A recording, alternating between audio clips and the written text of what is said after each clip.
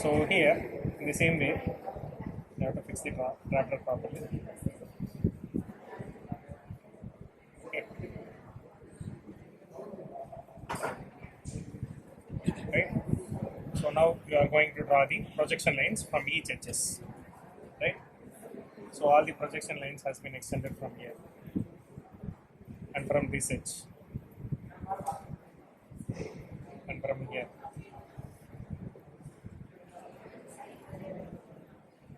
Right. From here. And then from here. Right. So all the projection lines should be intersected with each other. Right. So you have to mark the first point. So this first point and this point, this first point, all has matched in this center. So you have to mark this point, right? And then we have the second point. So we have this second point and this second point. So this second point is here, and you are marking the second point to second point. So this position, right? And then we have the third one. So third one is this point. So in this point, the third point is there. So we have the intersection. Just simply marking all the intersection points with respect to all the corners and the edges. So we have corners and edges. With respect to corners and edges, we have to find the intersection point. That is the thing. And we have this point and this point, both are intersected, and you are finding the final projection point. And similarly, this one. Okay. So this one with respect to this. So we have this point. Okay, and we will be extending the line here. Right. So this point and this point with respect to this point. Okay, so we have finished the final position, right? And we have the frontal view, right? So we have the top side. So the top side is also tilted, and we have the same point of corner intersection for the top edge also. So you have to find the common intersection point with respect to this. So before that, we have to complete this. Okay, so when you complete this, okay, you have to loosen the tractor, and you have to join all the intersection line, right?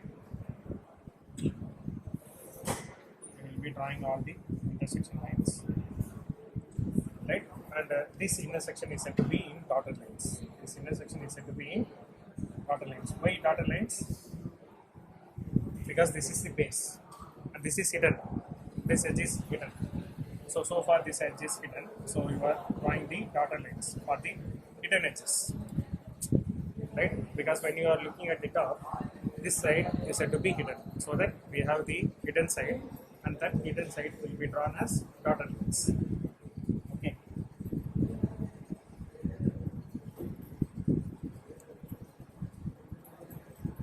Right? So, and then now we have this position, that is the first position. So this base and this base, and we have the first corner, and we are marking for the above edge. Now the second position. Okay, so for the second question, we have this corner. So second question, intersection, and the same second question, intersection. We can extend this line. Second question, intersection, and then third question. This is a your axis. Leave that axis, and then your fourth position.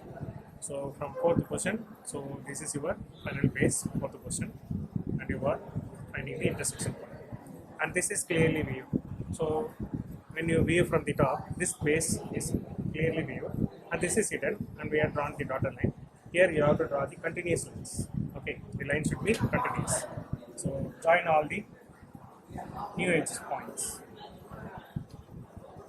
So join all the new edge points.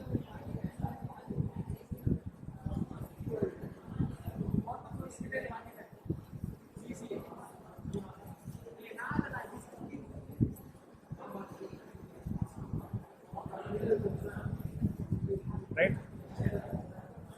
Now you are connecting these edges with the help of HB pencil, and you are concluding that this is the final position of the pentagon. So this is your final position of the pentagon, and if you want to mark the axis, you may plot, right, and you may draw the axis also. So we have the axial line, and we can mark the axis of the pentagon like this. Right, clearly understood? All are simple steps, and then mark indication, that is lettering of numbers. It has been indicated, clearly indicated, has been given in the problem itself. You just mark those points and you will be came to know how the points has been done. For hidden lines, it put as brackets. Hidden lines and the hidden edges, hidden corners, we will be having braces. And then the other lines which are visible, that is in non-braces. Okay, right, that's it.